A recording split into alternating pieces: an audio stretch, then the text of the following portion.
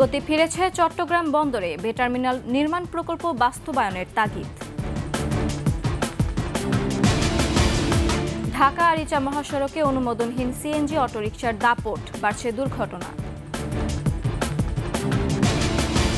মাস্কাটে তৌহিদ জয়শঙ্কর বৈঠক, ঢাকা দিল্লি সম্পর্কের চ্যালেঞ্জ মোকাবিলার অঙ্গীকার।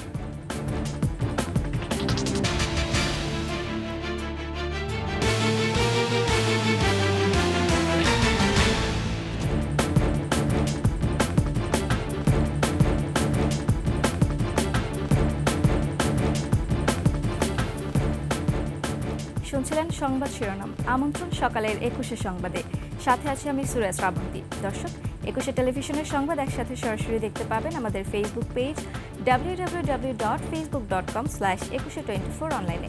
এছাড়া সাবস্ক্রাইব করতে পারেন www.youtube.com/@21etv চ্যানেলে। গতি ফিরেছে চট্টগ্রাম বন্দরে, বাড়ছে কার্গো ও কন্টেইনার হ্যান্ডেলিং।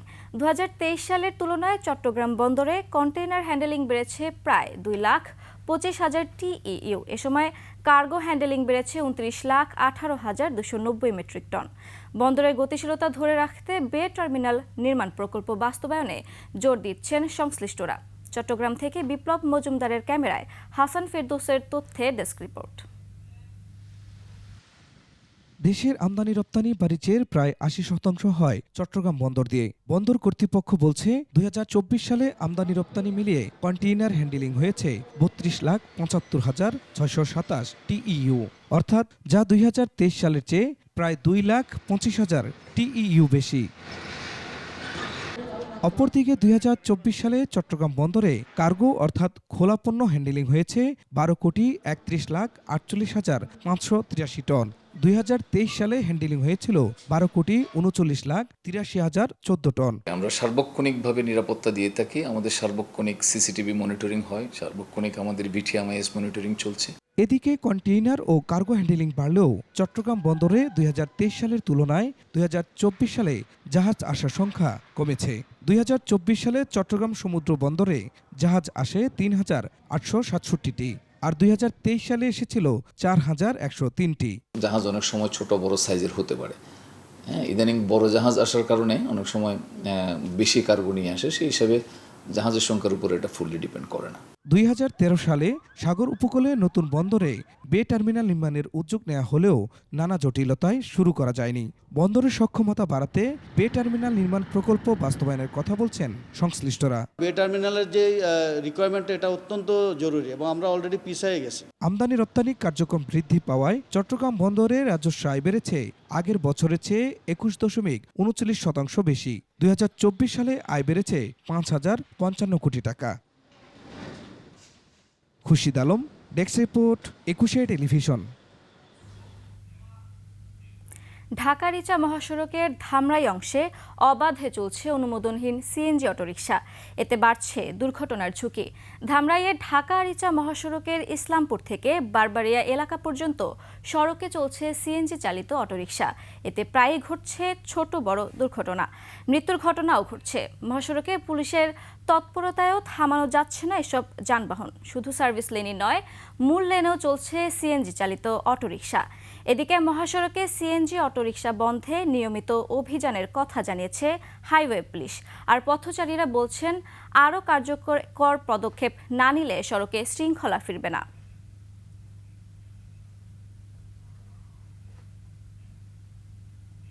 এ বিষয়ে আরও খবর জানতে সরাসরি যুক্ত হচ্ছি ধামরাই প্রতিনিধি আরিফুল ইসলাম সাব্বিরের সাথে। সাব্বির, অনুমোদনহীন সিএনজি অটোরিকশা বন্ধে ধামরাইয়ের প্রশাসন কি পদক্ষেপ নিচ্ছে? সাধারণ মানুষের প্রতিক্রিয়া কেমন? বিস্তারিত জানাবেন।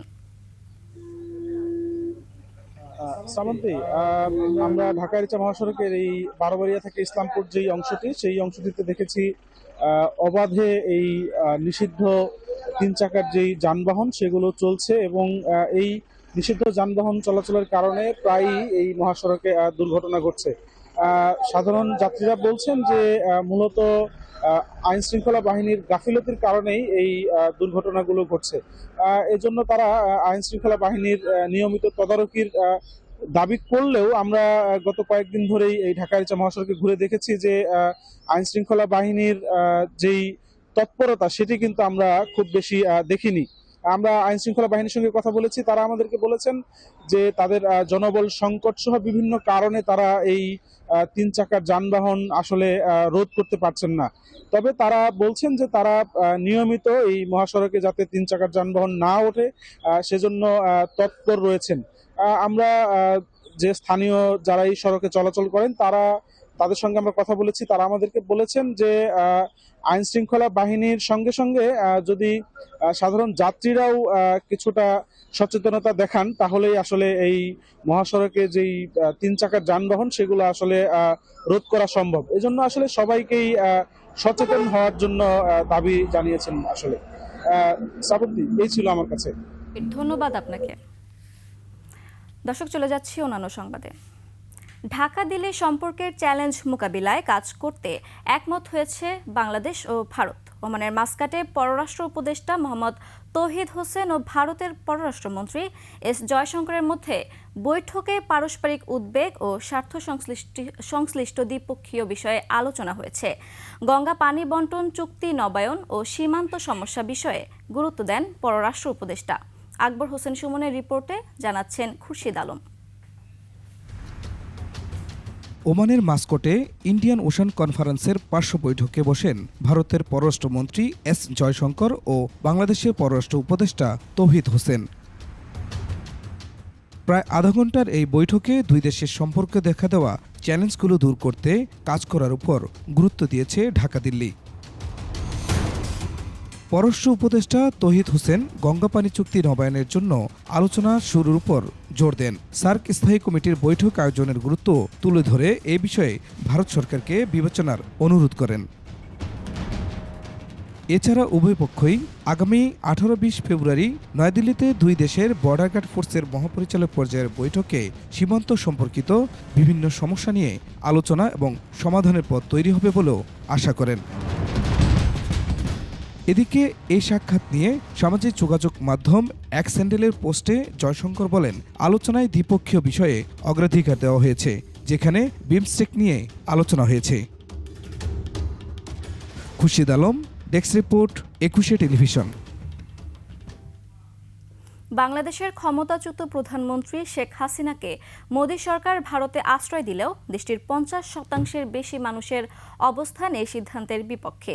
আর দেশটির উত্তর পূর্বাঞ্চলীয় রাজ্য বা 7 সিস্টার্সের আরও বেশি মানুষ হাসিনাকে ভারতে চায় না। সম্প্রতি ভারতীয় গণমাধ্যম ইন্ডিয়া টুডের জরিপে উঠে আসে এসব তথ্য। এতে বলা হয়, ভারতের মানুষ শেখ হাসিনাকে আশ্রয় দেওয়ার চেয়ে বাংলাদেশের সঙ্গে সম্পর্ক উন্নয়নকে বেশি প্রাধান্য দিচ্ছে। বিস্তারিত দুলি মল্লিকের ডেস্ক রিপোর্টে। গণ অভ্যুত্থানের মুখে ক্ষমতাচ্যুত হয়ে গেল 5 আগস্ট দেশ ছেড়ে পালিয়ে ভারতে আশ্রয় নেন শেখ হাসিনা। ভারতের ক্ষমতাসীন নরেন্দ্র মোদীর সরকার তাকে আশ্রয় দিলেও দেশটির মানুষ আসলে বিষয়টিকে কিভাবে দেখছে, মোদী সরকারের সিদ্ধান্তের সঙ্গে আসলে কত মানুষ একমত, এমন প্রশ্নের উত্তর মিলেছে সম্প্রতি ভারতীয় গণমাধ্যম দ্য ইন্ডিয়া টুডের জরিপে। জরিপের ফল বলছে, শেখ হাসিনাকে ঘনিষ্ঠ মিত্র মনে করে আশ্রয় দেওয়াকে সঠিক মনে করছে 37.6% মানুষ। তবে এর বিপরীতে বাংলাদেশের সঙ্গে সম্পর্ক উন্নত করতে তাকে বাংলাদেশে প্রত্যর্পণ বা অন্য দেশে পাঠানোর পক্ষে মত দিয়েছেন 50.2% মানুষ। জরিপে মত দেয়া থেকে বিরত ছিলেন 12% মানুষ। আর দেশটির উত্তর পূর্ব রাজ্যগুলোর ক্ষেত্রে অন্তত 70% মানুষ শেখ হাসিনাকে ভারতে চায় না। শেখ হাসিনার ক্ষমতাচ্যুতির পর থেকে দুই দেশের মধ্যে অস্থিরতা চলমান রয়েছে, কূটনৈতিক সম্পর্কে সৃষ্টি হয়েছে বিরোধ। দুলি মল্লিক, ডেস্ক রিপোর্ট, 21 টেলিভিশন। পৃথক সড়ক দুর্ঘটনায় ঢাকা আরিচা মহাসড়কের ধামরাইয়ে মোটরসাইকেল আরোহী দম্পতি সহ 3 জন নিহত হয়েছে। গতরাতে মহাসড়কের বাথুলি এলাকায় এ ঘটনা ঘটে। মানিকগঞ্জের গোলরা হাইওয়ে পুলিশ জানায়, রাতে মানিকগঞ্জ লেন হয়ে বাড়ি ফেরার পথে বাথুলি এলাকায় যাত্রীবাহী পরিবহনের ধাক্কায় মোটরসাইকেল থেকে ছিটকে পড়েন ওই দম্পতি। স্থানীয়রা তাদের উদ্ধার করে মানিকগঞ্জ সদর হাসপাতালে নিলে চিকিৎসক মৃত ঘোষণা করেন। তারা ধামরাইয়ে একটি পোশাক কারখানায় কাজ করতেন। এর আগে মহাসড়কের বালিথা এলাকায় গাড়ির চাপায় এক পথচারী নিহত হয়। ফেব্রুয়ারির মধ্যে প্রাথমিকের সব শিক্ষার্থীর হাতে পৌঁছে যাবে বই, একথা জানিয়ে প্রাথমিক ও গণশিক্ষা উপদেষ্টা ডাক্তার বিধান রঞ্জন রায় পোদ্দার বলেছেন, আগামীর বিশ্ব চ্যালেঞ্জ মোকাবিলায় মানসম্মত শিক্ষা ব্যবস্থা গড়ে তোলাই মূল লক্ষ্য। কোনো এজেন্ডা বাস্তবায়ন নয়, দেশের ভালোর জন্যই কাজ করতে চান এই উপদেষ্টা। ২১ টেলিভিশনের সাথে আলাপনের বিস্তারিত জানাচ্ছেন প্রণব চক্রবর্তী, ক্যামেরায় ছিলেন ফারুক হোসেন তানভীর। প্রাথমিকে বছরের শুরুতে নতুন বই পেয়েছিল প্রথম থেকে তৃতীয় শ্রেণীর শিক্ষার্থীরা। নতুন বই না পেয়ে হতাশায় পড়েছিল অন্য শ্রেণীর শিক্ষার্থীরা। তাদের জন্য সুখবর দিয়ে প্রাথমিক ও গণশিক্ষা উপদেষ্টা বললেন, বই ছাপার ক্ষেত্রে জটিলতা কেটেছে। প্রাথমিকে সব শ্রেণীর বই ফেব্রুয়ারির মধ্যেই পাবে শিক্ষার্থীরা। আমাদের গণঅভ্যুত্থানের পরে যখন প্রসঙ্গ আসতো বইগুলো রিভাইজ করা প্রয়োজন, আমাদের যে কারিকুলাম চলছিল আমরা সেখান থেকে থাকবো না, আমরা অন্য আগের কারিকুলামে চলে যাব, তখন কিন্তু এই সব প্রক্রিয়াটা হল্ট হয়ে গেল প্রথমে। তারপরে আসলো বইগুলো পরিমার্জনের প্রসঙ্গ, এতে একটা সময় লাগলো, তারপরে এটা ছাপতে দিতে হলো। এনসিটিভি তো বই তৈরি করে, তাদের হিসাবে হচ্ছে আমাদের 4-5 বইয়ের 75% তারা সাপ্লাই দিয়ে দিচ্ছে, ফলে এইটা এই মাসের মধ্যেই কমপ্লিট হয়ে যাবে। পড়ালেখায় শিক্ষার্থীদের আগ্রহ বাড়াতে নানা উদ্যোগ নিয়েছে মন্ত্রণালয়। আগামী 5 বছরের মধ্যে দেশের সব প্রাথমিক বিদ্যালয়ে মিড ডে মিল চালু করার যে প্রক্রিয়া তা শুরু হচ্ছে 150টি উপজেলায়। গিরি আশা করি এটা পাস হবে এবং তারপরে আমরা চালু করতে পারবো মিড ডে মিল। প্রথম ফেজে আমার কার্যক্রমটা শিশু কতটুকু শিখলো তার উপর ভিত্তি করে, এটা আমার ইন্ডিকেটর। ডাক্তারি পেশাকে পাশে রেখে কেন শিশু শিক্ষার্থীদের দায়িত্ব নিলেন জানতে চাইলে উপদেষ্টা ডাক্তার বিধান রঞ্জন জানান, শিশুদের মানসিক বিকাশে কাজ করার সুযোগ হাতছাড়া করতে চান না তিনি। একটা শিশুর বেড়ে ওঠা, তার মনোজগৎ, এটা কিন্তু আমার পড়াশোনার বিষয়। ওই সাইকিয়াট্রিস্ট হিসাবে যদি উদ্যোগগুলো সত্যি আমাদের শিশুদের জন্য ভালো প্রমাণিত হয়, আমি আশা করব যারা ভবিষ্যতে আসবেন তারা এটাকে অব্যাহত রাখবেন। সমস্যা যতই হোক, সব প্রতিকূলতা এড়িয়ে দৃঢ় চিত্তে জাতীয় পরিকল্পনায় এগিয়ে যেতে চান প্রাথমিক ও গণশিক্ষা উপদেষ্টা। কারণ আমি এখানে এসেছি এবং এর বাইরে আমার কোনো এজেন্ডা নাই। প্রণব চক্রবর্তী, 21 টেলিভিশন, ঢাকা। পঞ্চগড়ের শত বছরের ঐতিহ্য ধরে রেখেছে রসালো মিষ্টান্ন টোপা। চায়ের টেবিল থেকে অতিথি আপ্যায়নে টোপা বেশ জনপ্রিয়।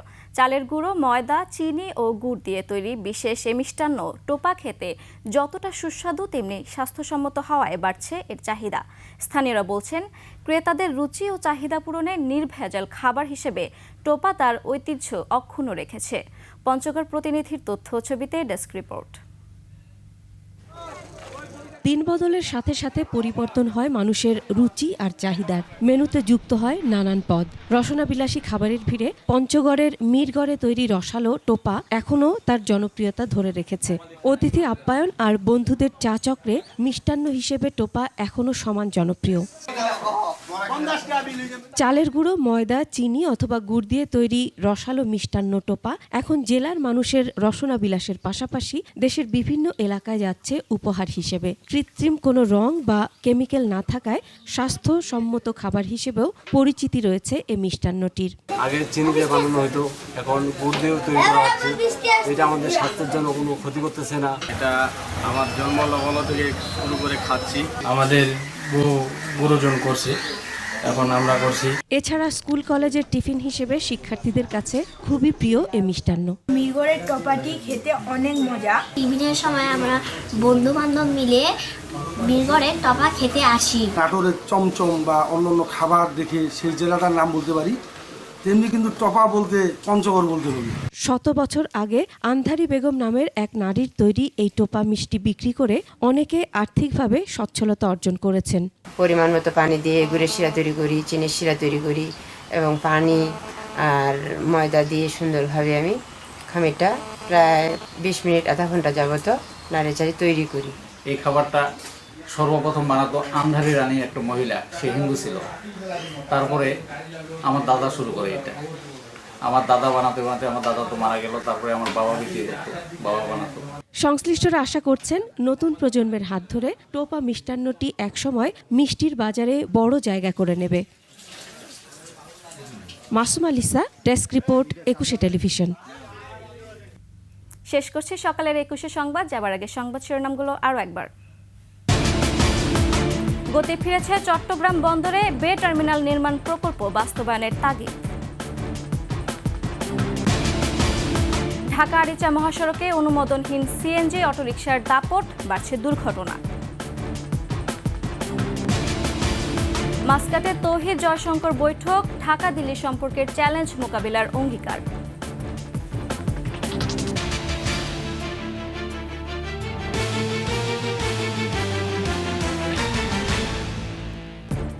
সর্বশেষ সংবাদ জানতে ডায়াল করুন 2021 নম্বরে, আর ভিজিট করুন 21-tv.com ওয়েবসাইটে। ফেসবুকে ভিজিট করতে পারেন www.facebook.com/2124 অনলাইনে। এছাড়া সাবস্ক্রাইব করতে পারেন www.youtube.com/@21etv চ্যানেলে। এতক্ষণ সঙ্গে থাকার জন্য ধন্যবাদ।